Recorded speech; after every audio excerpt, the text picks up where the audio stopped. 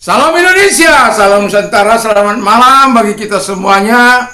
Dan biarkan damai Tuhan senantiasa menyertai kehidupan kita. 5 menit bersama dengan firman Allah.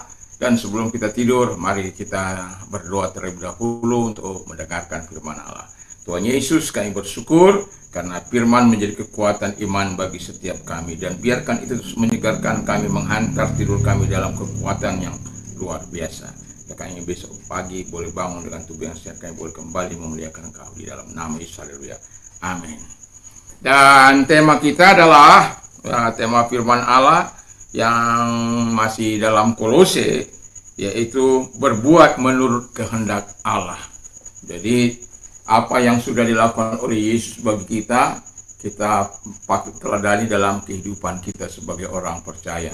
Kitab Kolose sudah saya katakan tadi terbagi dua dalam hal, di mana apa yang Tuhan lakukan dalam pasal 1 ya sampai pasal 2, dan kemudian apa yang orang percaya lakukan pasal 3 sampai dengan pasal 4. Nah, apa yang orang Kristen harus lakukan? Yang pertama, dia hidup harus dalam kasih sama seperti Yesus sudah mengasihi.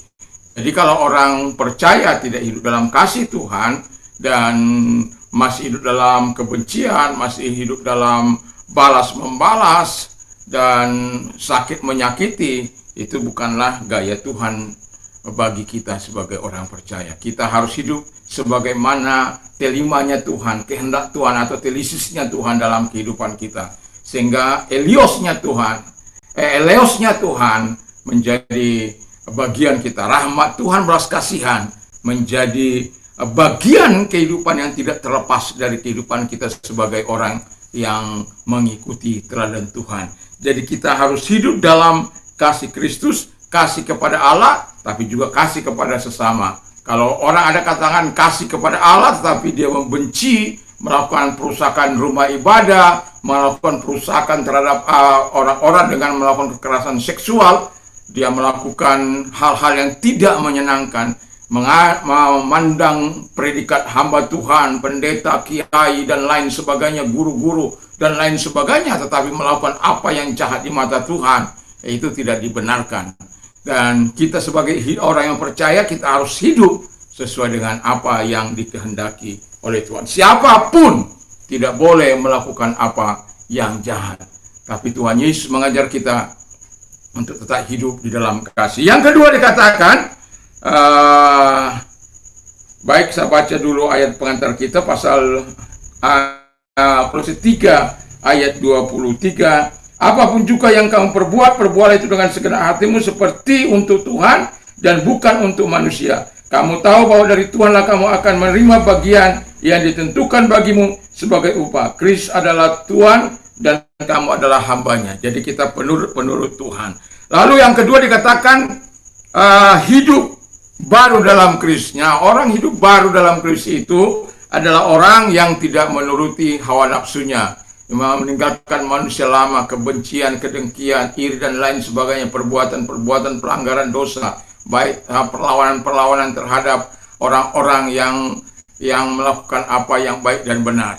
Nah, itu tidak dibenarkan oleh Allah. Jadi kita harus hidup di dalam hidup baru dalam Kristus. Artinya kita tidak hidup dalam hawa nafsu, tapi hidup dalam kehendak Allah untuk melakukan kehendak Allah, dan apa yang dikehendaki Allah itu yang kita lakukan. Itulah orang-orang yang hidup baru. Tapi kalau orang dikatakan dalam Kristus tapi dia tidak menjadi ciptaan baru, tidak hidup baru, maka sesungguhnya dia adalah seorang pembohong. Yang ketiga kata firman Allah adalah bahwa hidup taat kepada Tuhan dan firman. Jadi sebagai orang percaya kita harus menuruti. Kalau Yesus saja taat kepada Bapaknya sebagai manusia yang hadir dalam dunia ini, dan sekaligus juga 100% dia menjadi Tuhan. Dalam kemanusiaannya dia memang mati, kata firman Allah, bahkan sampai mati di kayu salib dia taat untuk melaksanakan apa yang diperintahkan. Sebagai Tuhan dia tidak pernah mati. Dalam kemanusiaannya saja dia mati, tapi dalam ketuhanannya dia tidak pernah mati. Karena dia adalah Allah yang menciptakan langit dan sebagai firman yang hidup. Jadi puji nama Tuhan. Jadi kita harus taat kepada orang tua, harus taat kepada pemerintah, harus taat kepada atasan kita, dan orang-orang yang melakukan apa yang benar, ya, itu yang harus kita taati. Dan puji nama Tuhan, kita biarkan kita melakukan apa yang dikehendaki Tuhan dalam kehidupan kita ini. Mari kita tunduk kepada dan kita berdoa. Berkati firman-Mu, dan supaya itu menjadi inspirasi bagi kami untuk melakukan apa yang Kau kehendaki. Telimamu yang kami kehendaki, kami lakukan, kami akan lakukan. Di dalam nama Yesus kami berdoa. Haleluya. Amin.